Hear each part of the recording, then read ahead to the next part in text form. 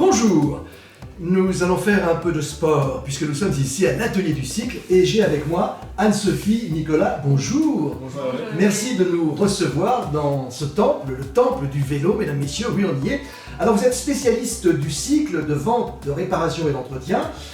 Vous êtes, vous, Nicolas, mécanicien en cycle depuis 1998. Oui. Est-ce bien cela? Oui, c'est bien ça, depuis 1998. J'ai commencé à travailler dans le milieu du cycle, mais 2-3 ans avant déjà, j'étais, on va dire, apprenti cycle sur des courses de vélo. Donc c'est une passion. Mais vous avez bourlingué, vous. Il a bourlingué, mesdames, messieurs. Il est allé en Australie, c'est là où vous avez découvert, oui. Ça peut être une belle découverte aussi, Anne-Sophie, bien sûr. Vous vous êtes rencontrés ou en retour d'Australie en Angleterre. Vous allez voir, c'est passionnant. Allez-y. Oui, j'ai rencontré Anne-Sophie juste avant de partir en Australie pour justement développer... Il est parti quand même. Il est parti quand même. Oh. Les vélos sont plus forts. Et donc, Je suis pas parti un an, je suis resté quelques mois là-bas. vous êtes parti pour perfectionner votre anglais, mais aussi pour vous perfectionner au niveau du vélo. Oui, tout à fait. Ouais. En fait, mon métier me permet... En France, j'ai pas fait de grandes études, donc...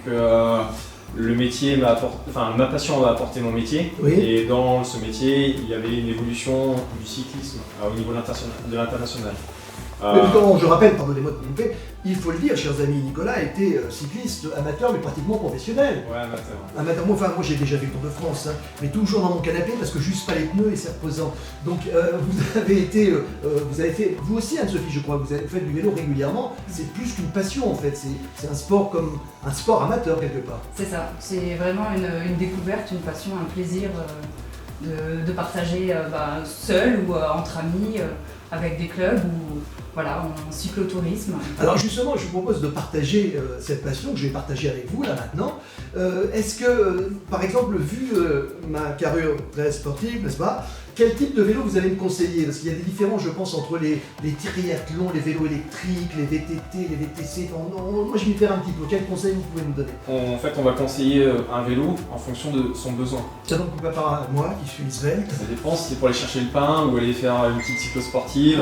Non, faut pas. Je ne mange jamais de pain, vous voyez. Donc je vais rouler sur des chemins. Je vais faire des petites randonnées. C'est plus agréable quand même. En fait, en fonction de petites randonnées, ça dépendra où vous habitez, le dénivelé que vous allez avoir, la distance que vous voulez parcourir, le confort que vous voulez sur votre vélo. En fait, on va adapter le vélo en fonction de vos besoins. Donc après, c'est un choix qu'on fera ensemble à définir celui-ci ou celui-ci qui vous apportera le plus de satisfaction. Il y a une grande progression par rapport au vélo électrique en fonction des dernières années. Ouais, il y a une grosse évolution sur le confort du vélo, sur l'autonomie. Et du coup, ça permet d'avoir aujourd'hui une facilité de faire du vélo, même si on a du dénivelé chez soi. Le vélo ne devient plus un sport professionnel, ça devient du loisir, du plaisir à faire du vélo. Alors justement, puisqu'on parle de plaisir, chers amis, il y a une chose que vous m'avez dit quand on a préparé cette interview.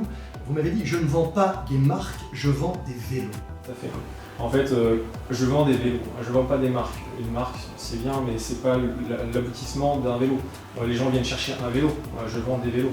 Donc moi, je fais ma sélection comme un boucher en poissonnier, où je vais aller chercher la qualité, le service après-vente et le tarif pour que mon consommateur soit satisfait quand il va repartir du magasin. Donc en fait, tout le monde peut trouver son bonheur. Je voudrais juste vous poser une question.